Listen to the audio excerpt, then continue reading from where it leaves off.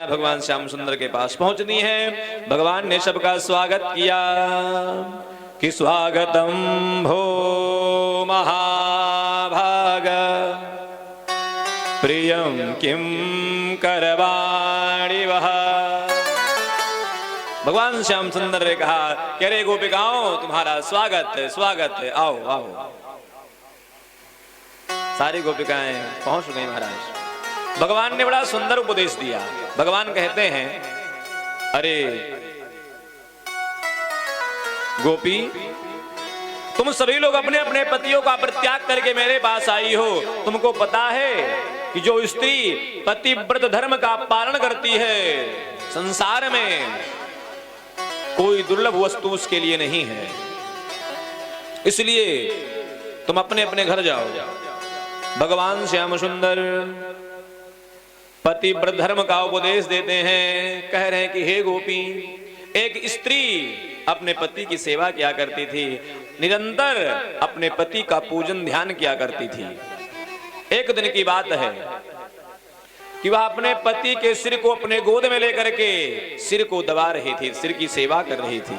उसी समय उसका एक नन्हा सा प्यारा श्याम सलोना बालक अग्नि के पास पहुंच गया और अग्नि देवता में गिरने ही जा रहा था, अग्नि कुंड में गिरने ही जा रहा था।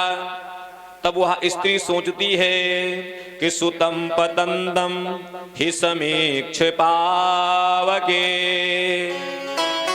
नाबोधयामासि पतिव्रता तुम। पतिव्रता श्राप भयेन पीडितो हुतासनो चंदन पत्र शीतला। जैसे ही उस पतिव्रता स्त्री का बालक जलती हुई अग्नि में गिरने लगा, महाराज अग्नि देवता उस पतिव्रता स्त्री के श्राप के भय से शीतल हो गए। पतिव्रता श्राप भयेन पीड़ितो हुतासनो चंदन पत्र शीतलाम। अग्नि देवता चंदन के पत्ता का सबके समान शीतल हो गए। हे गोपिकाओं, एक पतिव्रता स्त्री की यह ताकत है, ये शक्ति है, ये क्षमता है, इसलिए तुम लोग अपने अपने घर जाओ। गोपिकाओं ने कहा, श्याम सुंदर, तुमने बहुत अच्छी बात बताई, लेकिन अब मेरी भी सुन लो। भगवान ने कहा, बोलो। गोपिकाएं कहती हैं कि हे श्याम सुंदर, एक पतिव्रता स्त्री थी, वह निरंतर अपने पति की पूजन किया करती थी। पति को भोजन करवाने के बाद स्वयं भोजन करती थी। घर में धन का अभाव था, इसलिए उसके पति ने कहा कि देवी, मैं परदेश जा रहा हूं धन कमाने के लिए। पति जब जाने लगा तब वह पतिव्रता स्त्री बोल पड़ी कि हे मेरे स्वामी, आप बाहर जा रहे हो, मैं रोज किसका पूजन करूंगी, किसको भोजन करवाऊंगी।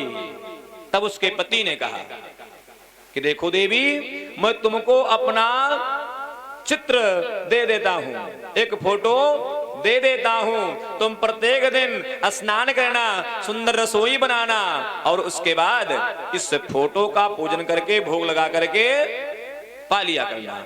कहा ठीक। पति चला गया परदेश कमाने और वह स्त्री प्रत्येक दिन अपने पति के फोटो का पूजन करती है और पूजन करने के बाद भोग लगाती है। 1 महीने 2 महीने बीत गए।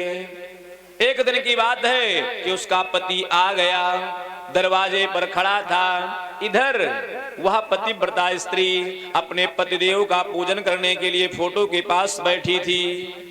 जैसे ही भोग लगाने जा रही थी, पति देवता ने दरवाजे के पास से आवाज दिया कि देवी, दरवाजा खोलो, मैं आ गया। हे श्याम सुंदर, तुम मेरे प्रश्न का उत्तर दो। तुम मुझे यह बताओ कि वह पतिव्रता स्त्री पहले दरवाजा खोलेगी या फोटो का पूजन करेगी?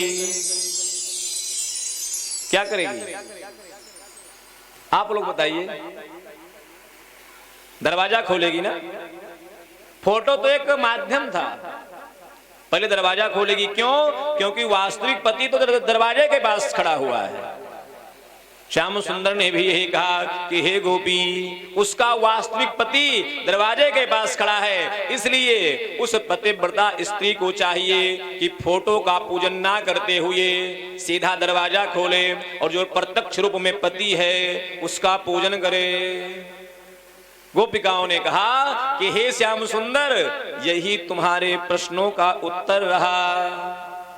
जो संसार के पति हैं ये केवल एक माध्यम है, ये केवल एक माध्यम है। 14 भुवन एक पति होई, भूत द्रोह तिष्ठया नहीं सोई, योगेश्वरा प्रमेयात्मन देव देव जगतपते। जगत के पति कौन है? भगवान। इसलिए हे श्याम सुंदर, पूरे संसार के पति आप ही हो, इसलिए हम आपके शरण में आई हैं, हम आपकी प्यारी गोपिकाएं हैं, आप मेरा तिरस्कार मत करो। भगवान ने कहा ठीक है, और यहां पर नृत्य करना शुरू किया है। मैं आपसे एक निवेदन और कर दूं, ध्यान से सुनिएगा। आज कल रास लीला को लेकर के हमारे दिमाग में भ्रांति बैठ चुकी है कि भगवान ने रास लीला किया था, हम क्यों ना करें। भैया, जब भगवान श्याम सुंदर ने रास लीला किया था उस समय भगवान की आयु थी 7 वर्ष। कितनी आयु? 7 वर्ष। 7 वर्ष के बालक में कोई विकार आता है? 7 वर्ष के बालक के अंदर कोई विकार उत्पन्न होता है? तो पहली बात। दूसरी बात, पहली बात तो यह है कि 7 वर्ष के बालक के हृदय में किसी भी प्रकार का विकार उत्पन्न नहीं होता। दूसरी बात, हम और आप तो देखने गए नहीं थे कि गए थे? जो देखने आया था कौन? ब्रह्मा जी, शिव जी। तो ब्रह्मा जी कहते हैं कि रेमे रमेशो भीर सुंदरी भीर यथार्भकः स्वप्रतिबिंब विभ्रमः। ध्यान से सुनिएगा कि भगवान श्याम सुंदर रेमे रमेशो भीर सुंदरी भीर यथार्भकः स्वप्रतिबिंब विभ्रमः। जैसे कोई बालक शीशे के अंदर अपने ही चित्र को देख करके नाचता है, ठीक वैसे ही श्याम सुंदर जिस समय रास लीला करने लगे हैं, जितनी गोपिकाएं थी वह सब श्याम सुंदर के समान ही हो गई हैं, और भगवान श्याम सुंदर अपने ही स्वरूप के साथ नृत्य करते हैं। अच्छा, कैसे माने कि भगवान के ही स्वरूप में हो गई? ईश्वर अंश, हम कौन है? ईश्वर अंश जीवय विनाशी, चेतन अमल सहज सुख राशि। हम लोग भगवान के ही अंश हैं। जिस प्रकार से भगवान हैं वही गुण हमारे अंदर भी है। हम भगवान के ही अंश हैं। जब भगवान का सानिध्य प्राप्त होता है तब हम भगवान के ही समान हो जाते हैं। तीसरी बात, आप लोगों ने जब कथा सुनी है, कथाओं को सुना है, जब भी भगवान के कोई पार्षद आते थे तो भगवान के समान ही रहते थे। 4 हाथ, भगवान के जैसे ही सुंदर। जो लोग भगवान के धाम में निवास करते हैं वे सब भगवान के समान ही होते हैं। फर्क क्या पड़ता है? फर्क क्या होता है? भगवान श्याम सुंदर के गले में कौस्तुभ मणि पड़ी रहती है, कौस्तुभ मणि। दूसरा श्रीवत्स चिन्ह, यही भगवान का पहचान है। भगवान के धाम में भगवान का पहचान यही है कि जिनके गले में कौस्तुभ मणि है और सीने पर, हृदय पर श्रीवत्स का चिन्ह है, वही भगवान है। तो इसमें किंचित मात्र संदेह नहीं करना चाहिए कि वहां पर स्त्री और पुरुष का मिलाप हुआ है। सीधा सा संकेत है कि वहां पर आत्मा और परमात्मा का मिलाप हुआ है। इसलिए हमें शंका नहीं करना चाहिए।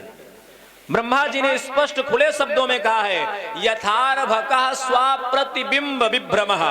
स्वप्रतिबिंब मतलब अपने ही छाया चित्र को देख करके जैसे कोई बालक नृत्य करता है, ठीक उसी प्रकार भगवान श्याम सुंदर अपने ही स्वरूप के साथ नृत्य करते हैं। सारी गोपिकाएं हैं भगवान के ही स्वरूप में हो गई हैं, नाचने लगी। महाराज जब जीव परमात्मा का सानिध्य प्राप्त करता है तो जीव को अहंकार हो जाता है। जैसे ही गोपिकाओं को अहंकार हुआ, भगवान ने श्री राधिका रानी को अपने साथ लेकर के अंतर ध्यान हो गए। सारी गोपिकाएं भगवान श्याम सुंदर को ढूंढने लगी। रास्ते में श्री राधिका रानी को भी अहंकार हो गया।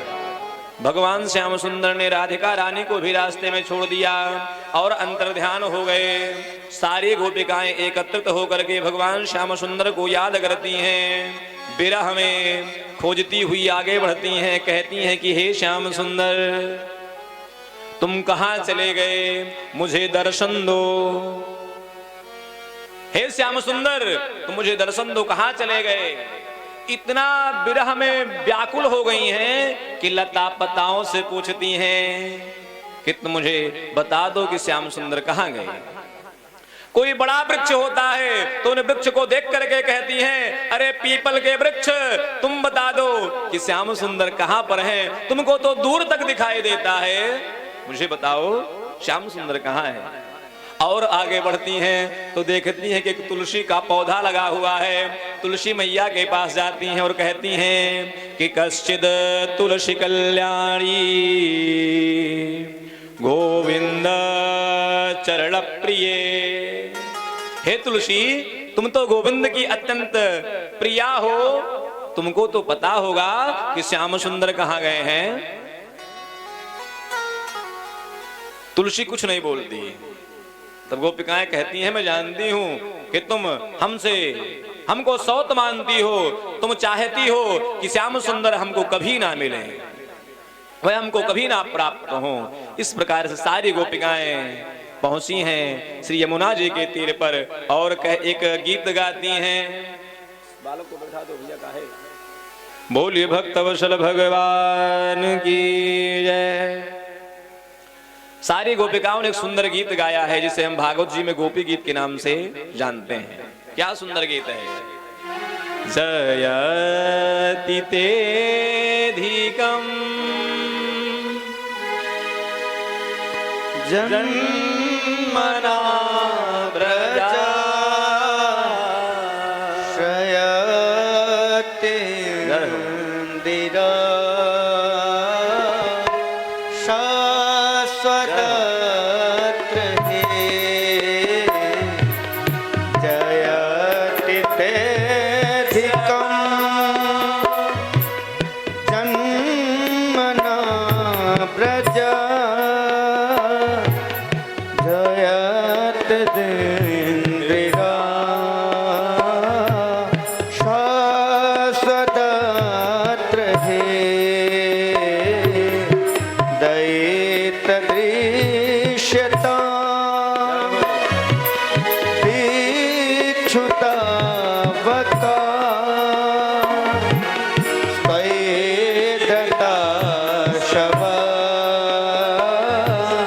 स्वामी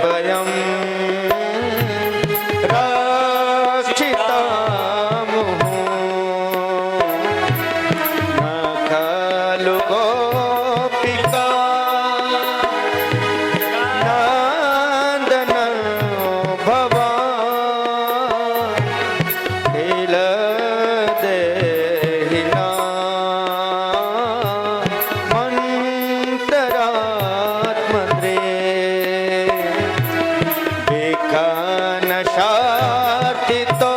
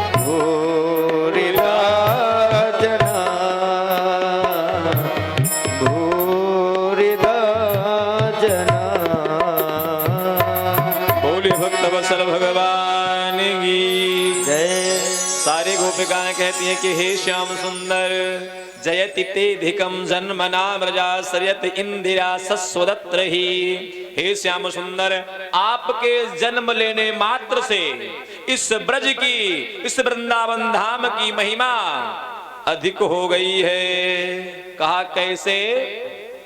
कहा जब से आपका इस धरा पर वृंदावन में जन्म हुआ है, गोकुल में जन्म हुआ है, तब से श्री लक्ष्मी जी वृंदावन में नित्य सेवा करती हैं। जो महारानी लक्ष्मी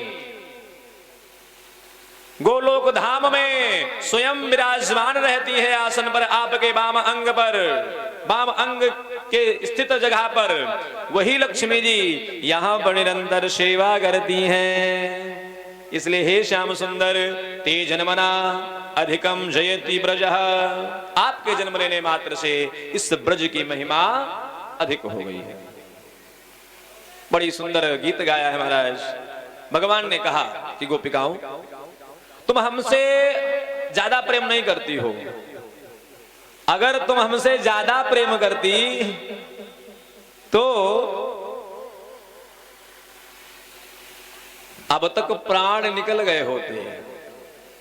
रामावतार में हमारे पिता दशरथ जी हमसे बहुत प्रेम करते थे, जैसे ही बिछोह हुआ उन्होंने अपने प्राण को त्याग दिया।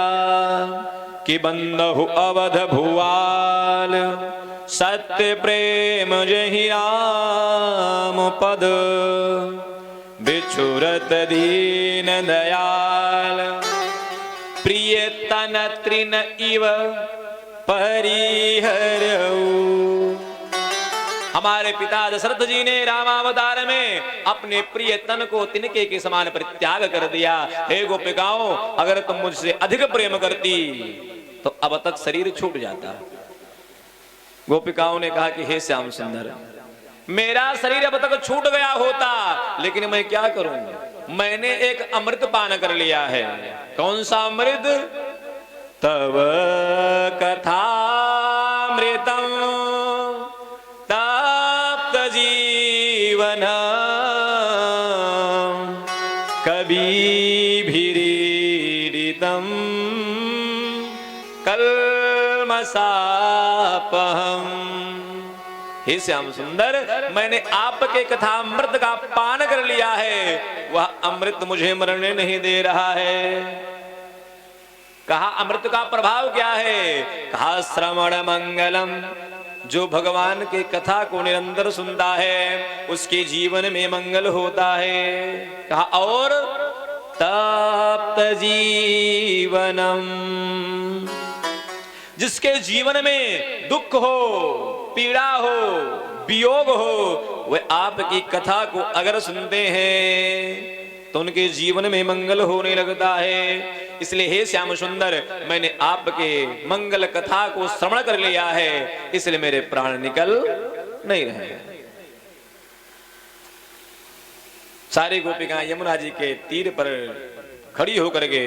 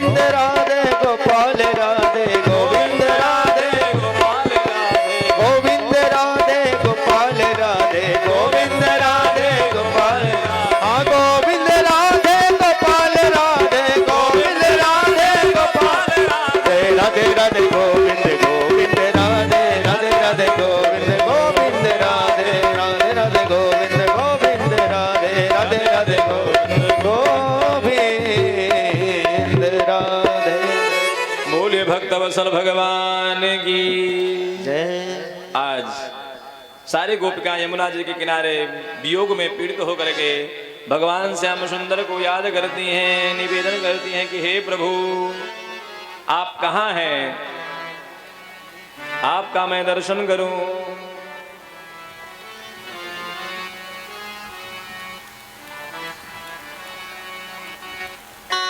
बोले भक्त वत्सल भगवान की जय। मैं कथा में क्या कह रहा था? अच्छा ठीक है। सारी गोपिकाएं गोविंद को याद करती हैं।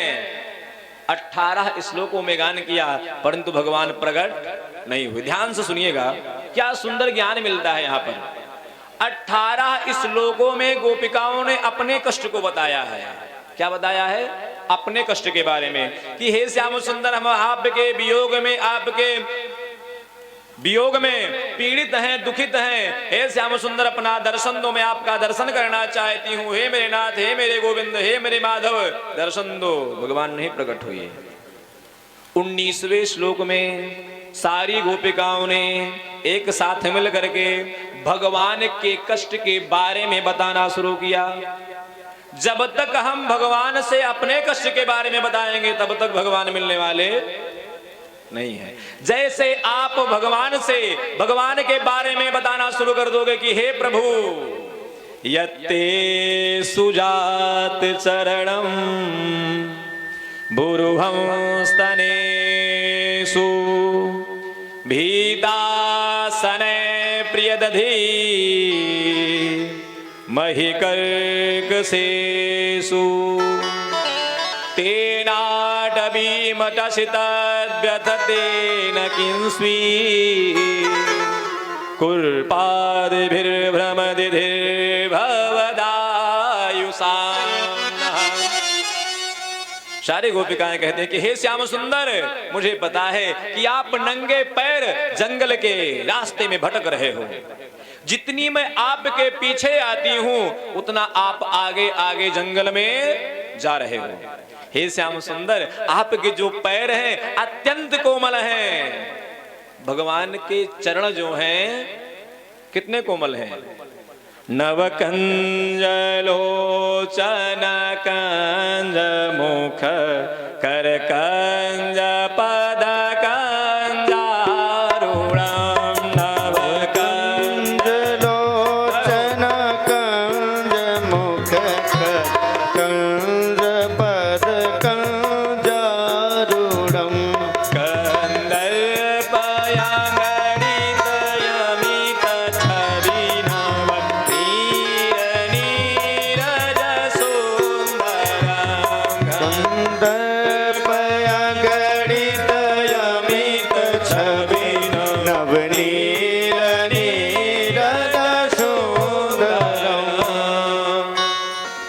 भगवान के अंग कितने कोमल हैं। भगवान के प्रत्येक अंगों की उपमा हम कमल से देते हैं। नवकंज लोचन कंज मुख कर कंज पद कंजारूढ़म। कंदर्प अंगड़ित अमित छवि नवनीर नीरज सुंदरम। भगवान के जो चरण हैं वे अत्यंत कोमल हैं। कितने कोमल, कमल से भी कोमल हैं। सुखदेव जी कहते हैं कि हे राजा परीक्षित, श्री लक्ष्मी जी जब भगवान श्री राम जी के, श्री जानकी जी जब राम जी के चरण को दबाती हैं तब भगवान कहते हैं कि हे जानकी जी मेरे पैर को धीरे से दबाओ, मेरे पैर में चुभन हो रही है। अब आप सोचिए कि लक्ष्मी जी कितनी सुकुमार होंगी। लक्ष्मी जी का आसन क्या है, कमल। कमल के आसन पर कौन बैठ सकता है, जो कमल से कोमल हो। कमल से भी कोमल है महारानी कमला। और महारानी कमला जब भगवान के चरण कमल की सेवा करती हैं तब भगवान कहते हैं कि पाणिस्पर्शा क्षमाभ्याम मृजित पथिरुजो हरिंद्रानुजाभ्याम। कहते हैं हे देवी पैर की सेवा धीरे धीरे करो, चुभन होती है। भगवान के चरण इतने कोमल हैं। गोपिकाएं कहती हैं कि हे श्याम सुंदर, मैं जानती हूं कि आपके चरण कितने कोमल हैं। मैं जितना आपके पीछे आती हूं आप उतना आगे जंगल में बढ़ते जा रहे हो। आपके पैर में तेनाट बीमटसि तद्व्यथते न किंस्विद कुर्पादिभिर्भ्रमतिभिर्भवदायुषाम् नः।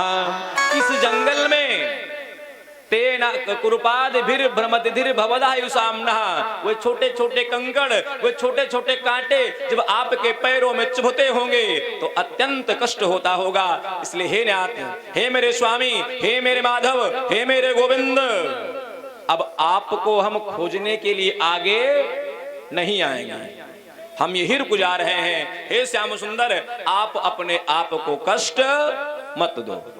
जैसे ही गोपिकाओं ने इस प्रकार से कहा, भगवान श्याम सुंदर इति गोप्यः प्रगायन्त्यः प्रलपन्त्यश्च चित्रधा रुरुदुः सुस्वरं राजन् कृष्ण दर्शन लालसा। सारी गोपिकाएं भगवान श्याम सुंदर के कष्ट का वर्णन करते हुए रोने लगी। महाराज, आंखों से अश्रु की धारा प्रवाहित हो रही है। एक ही स्वर में सारी गोपिकाएं जब रोने लगी, उसी समय भगवान श्याम सुंदर तासामाविर्भूच्छौरी स्मयमान मुखाम्बुजः पीताम्बरधरः स्रग्वी साक्षात् मन्मथ मन्मथ। आहा, भगवान प्रकट हो गए। महाराज, जैसे कन्हैया प्रकट हुए सारी गोपिकाओं ने चारों तरफ से घेर लिया। एक गोपी अपना दुपट्टा बिछाती है, दूसरी गोपी भगवान श्याम सुंदर के हाथ को पकड़ करके उस दुपट्टा पर बैठाती है, तीसरी गोपी अपने दुपट्टे से हवा झलती है कि श्याम सुंदर को गर्मी लग रही होगी। भगवान श्याम सुंदर बैठ गए। गोपिकाओं ने पूछा, श्याम सुंदर तुम मुझसे प्रेम नहीं करते हो, तुम मेरी इतनी परीक्षा क्यों ले रहे हो? आपके वियोग में हम घूमती हैं और आप दिनों दिन मुझसे दूर होते जा रहे हो। भगवान ने कहा, गोपिकाओं मैं दूर नहीं हो रहा, मैं दिन प्रतिदिन आपके सन्निकट हो रहा हूं। जितना प्रेम प्रगाढ़ होता है प्रियतम उतना पास होता है। और सारी गोपिकाएं आज पुनः भगवान श्याम सुंदर के साथ नृत्य करती हैं। सारी गोपिकाएं भगवान श्याम सुंदर के पास आज खड़ी हो जाती हैं। भगवान श्याम सुंदर अनेकों रूप को बनाते हैं और अनेकानेक गोपिकाओं के हाथ को पकड़ करके नाचने लगते हैं। महाराज आइए भाव के साथ हम लोग भी रास लीला में सम्मिलित हों।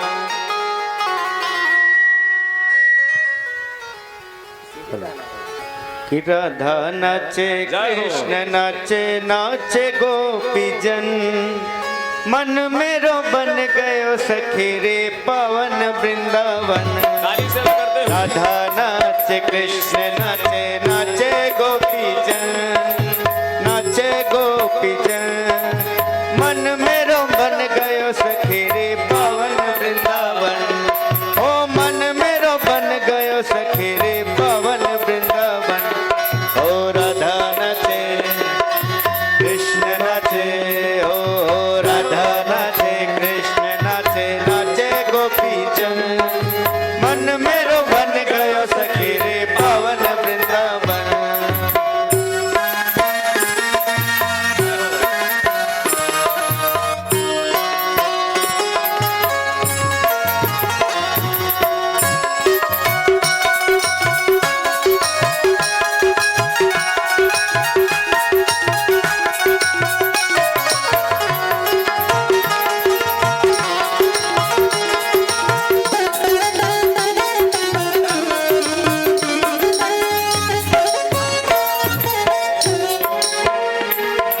सूरज नाचे चंदा नाचे, नाचे तारा गण।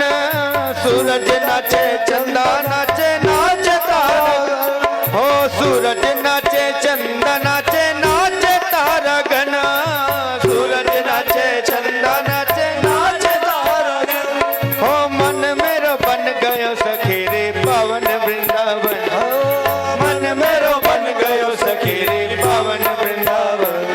ओ राधा नाचे कृष्ण नाचे, ओ राधा नाचे कृष्ण नाचे, नाचे गोपीजन, मन मेरो बन गयो सखी रे पावन वृंदावन।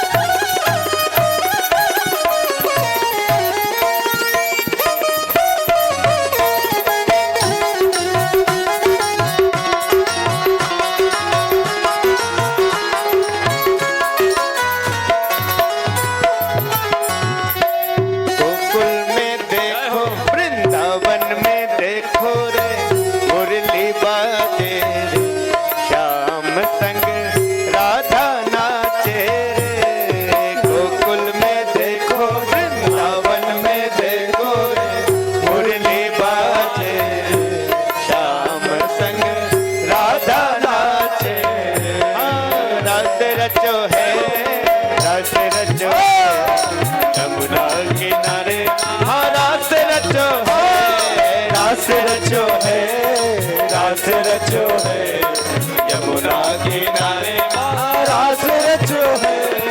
गोकुल में देखो वृंदावन में देखो रे, मुरली बाजे श्याम संग राधा नाचे रे। गोकुल में देखो वृंदावन में देखो रे, मुरली बाजे श्याम संग राधा नाचे रे।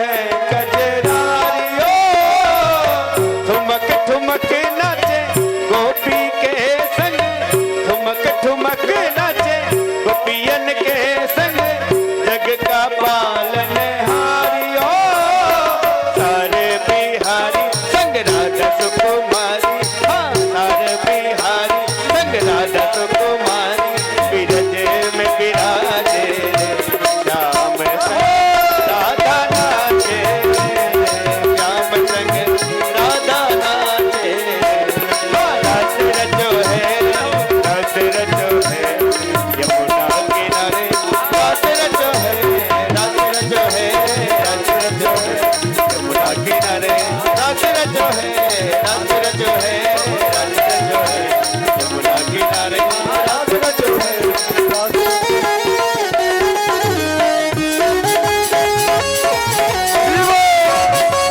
रास बिहारी सरकार की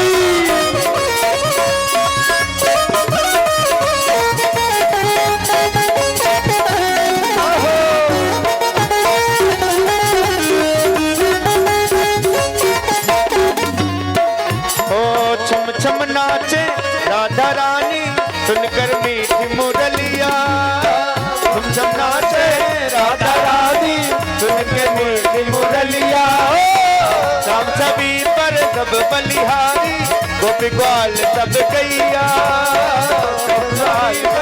सब बलिहारी गोपी ग्वाल सब गैया